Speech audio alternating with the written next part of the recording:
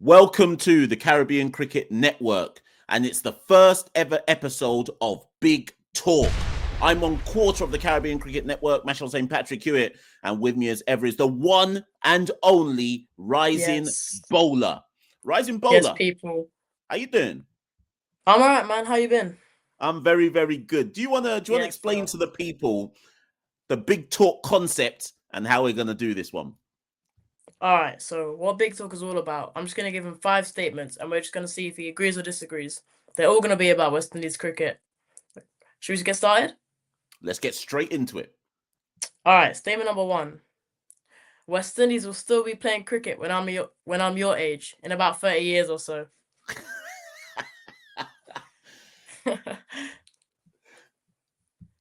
That's actually a really big question, Big talk. Yeah, okay, let's even though I'm not 30 years older than you, let's use that as the mark. All right.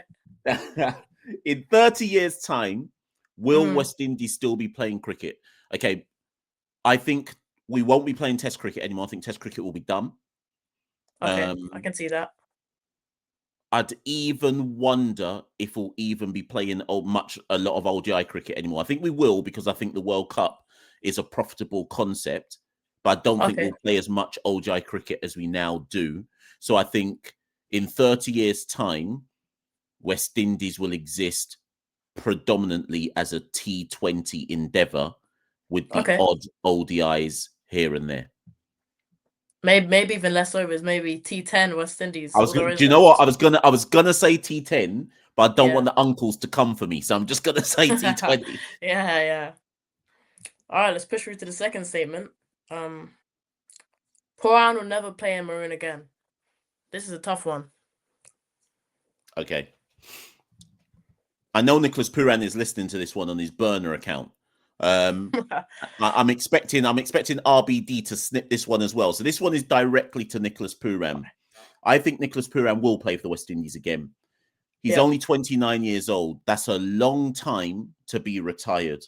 I'm not saying he's going to come out of retirement for the 2026 World Cup, but I am saying that at some point in the future, I expect Nicholas Pooran to come out of retirement for a World Cup. Could be T20, could be a 50-over World Cup, but he's too young for him to not U-turn at some point. Yeah. I was thinking definitely after Sammy. I think he might just come straight back to the side, even if it's just not for a World Cup, just after Sammy. Yeah, I can see. We have to wait and see that happening. Yeah, we'll wait and see. Yeah. All right. Third statement: a player from the diaspora won't play for the senior men or women's team in the next 5 years. Oh, that's a big one. Big talk. Yeah, big talk. Ooh. In how many years? 5 years? Yeah, 5 years. Okay. I'm gonna say no to that one, or am I saying yes? I think a player from the diaspora will play for the West Indies in 5 years. It could even be you, for all I know. But somebody, I think somebody will, because if you track with West Indies and our standards in general, you can't keep doing the same thing and expecting to unearth a Jayden Seales. Like, you get a Jayden Seales once every 5 to 10 years or something. So yeah, I think this administration have belatedly acknowledged that they have to expand their player pool. So I think it's inevitable that at some point, someone who wasn't born in the Caribbean will play for the West Indies again. All right, I've got a fourth statement here. This one's about Sammy. West Indies will go back to separate white and red ball coaches after Sammy. Yeah, 100%. 100%. Yeah, and not even because Sammy will have done a bad job or anything like that, but I just think that the global cricket calendar is so congested that even if Cricket West Indies believe that the right thing to do is to have one coach only, England have one coach in Brendan McCullum, the West Indies calendar doesn't allow for a head coach to do their job properly if they're an all-format coach. So I think after Sammy's stint is done in 2027, or if he leaves before that, I think we'll go back to split coaches, because it's realistically it's the only way to manage the turnover of players, proper debrief, proper analysis, etc. So I think we'll go back to how it was. Yeah, because sometimes I'm just watching games and Sammy's not there. He's at the other one, just because they're like a week apart. I think, yeah, definitely go back to different coaches. It'll just be more beneficial to the side. Yeah. And our last question, no, sorry, not last question, last statement.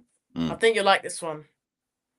Jason Holder will appear on the CCP in 2026. Okay. I'm going to tell a quick story on this. I'll tell a quick story and then end big talk with this one. When we were in Ireland for the T20 series, you and I were both there. Yeah. At a hotel. We all went back to the players' hotel in Ireland, and Jason and I had a conversation. And I said to Jason, in fact, I have to give credit to Jason, because Jason was really, really nice. I know he's not always appreciated everything I've said, but it was really, really nice. And he intimated to me then that he'd like to come on the podcast. But this was this was a friendly interaction. He was like, he'd like to come on the podcast. But I think 2026. Too soon? Do you know what? How old's Jason now? 34. I was about to say, can we see Jason retire him next year after the World Cup? It's possible, because he doesn't I don't play. think so, No, I don't think so either. But because he's not in the Test squad, because he's not in the ODI squad, I just wonder. Jason could easily retire after 2026 World Cup and say, you know what? I'm 34 years old. Let me just go get my bag now in T20 cricket. And the only reason I'm referencing that is if Jason does that, I can see Jason coming on CCP before the end of 2026. Yeah. If he's still in the West Indies setup, I'm not convinced I can get him on the podcast until that looks like it's coming to an end. That's no commentary on CCP or Jason Holder. I just think that it's dependent on how long he's playing for the West Indies. But 2026, let's say it's 50-50. I hope he comes on. It'll be a good episode. Very entertaining. Listen, people, that has been the first ever episode of Big Talk. I know you lot love that one. I know I'm going to get loads of people in the comments going, do we like this one? Bring this one back. If you want to see more of Big Talk, get in the comments below. And first things first, before you even tell us that you want it to come back, let us know your answers to those statements. Just because I've given Kingston my answers doesn't mean I'm right. Let us know what you would have said if you were in front of Kingston, rising bowler, and you were answering the Big Talk questions. And maybe whoever gives the best answers, maybe you might have to appear on the Big Talk and let Rising Bowler put the statements to you. That's been the first ever edition of Big Talk. I've been Mashal St. Patrick Hewitt. Rising Bowler has been Rising Bowler. He's going to play for the West Indies in 5 years. What are you saying, Rising Bowler? Diaspora player coming. Let's start the campaign. Rising Bowler, first diaspora player within the next 5 years to play for West Indies. But people, run up the likes, run up the shares, run up the subscriptions. Caribbean Cricket Podcast, Caribbean Cricket Network, more importantly. Like up the channel, like up the playlist, and we'll be back very, very soon with more Big Talk.